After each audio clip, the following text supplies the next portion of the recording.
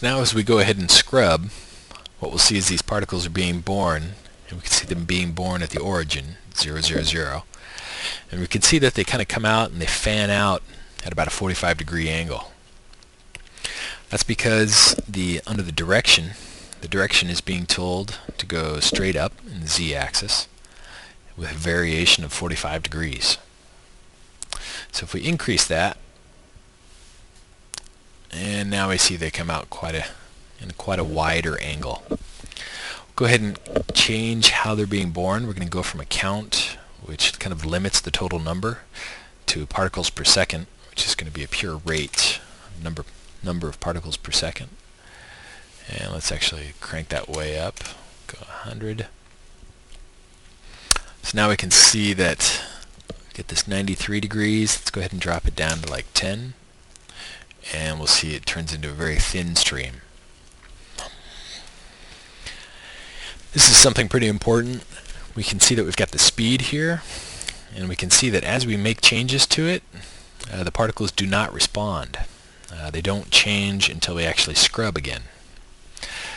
That has to do with thinking particle system and its behavior, and those kinds of things are controlled on the master dynamic.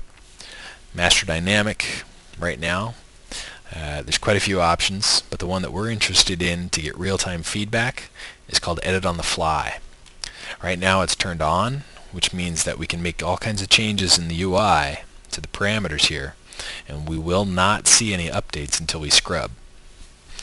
If we want to change that so that whenever we make a change we see that immediately updated, we're going to turn Edit on the Fly off. Basically that turns this into a real-time change. So any changes we make, we can now see them occur as we make them. And remember, that's Edit on the Fly.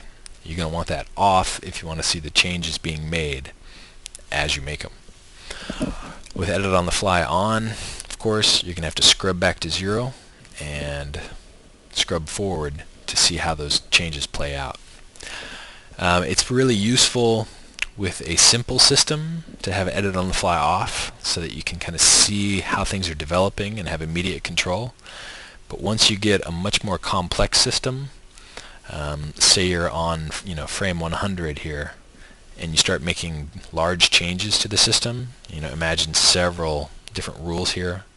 If you start making large changes, it's going to have to update all through time to calculate what's happening at frame 100.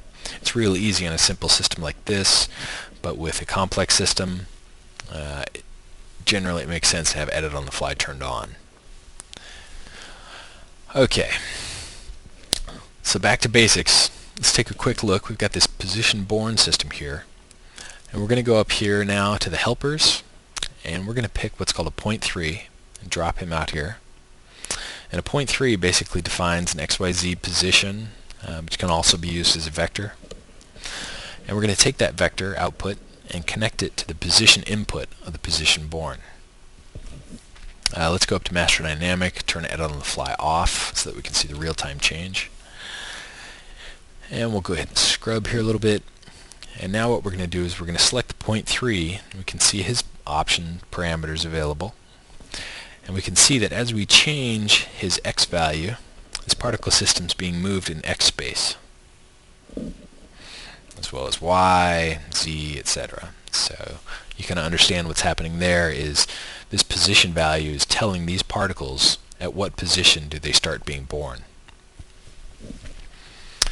Now something very key about thinking particles is that you have these inputs here and you also have outputs. Outputs being on the right, inputs being on the left. You can also see, especially on this position born, you have this green half circle on the left side and the right. And as you mouse over them, you'll see that those are the inputs and the outputs. When you click on that, you get a menu available showing you what possible options or inputs you have that you can expose so that you can feed values into those. And what we'll do is create a helper, a float, drop him out here, and we'll drag his value, and you can see we could connect to speed or on.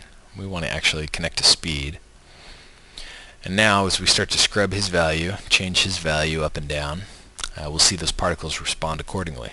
We can make their speed be faster or even negative to go the opposite direction.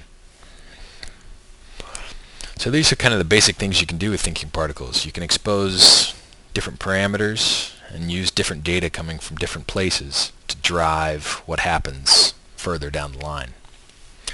But let's back up from that. We're going to talk a little bit more about the UI. Something basic we've always been able to do in TP is hold the Shift key and click, and we can pan the view. But now in TP3, if you hold the Alt key and click and drag, you're able to zoom way out. It's kind of nice if you get a real large dynamic set going. You can see as we shift and pan outside, we lose sight of everything. It's still available up here in the mini-map. If we click up there, it'll recenter for us. And again, it's Shift and click to pan and Alt to zoom.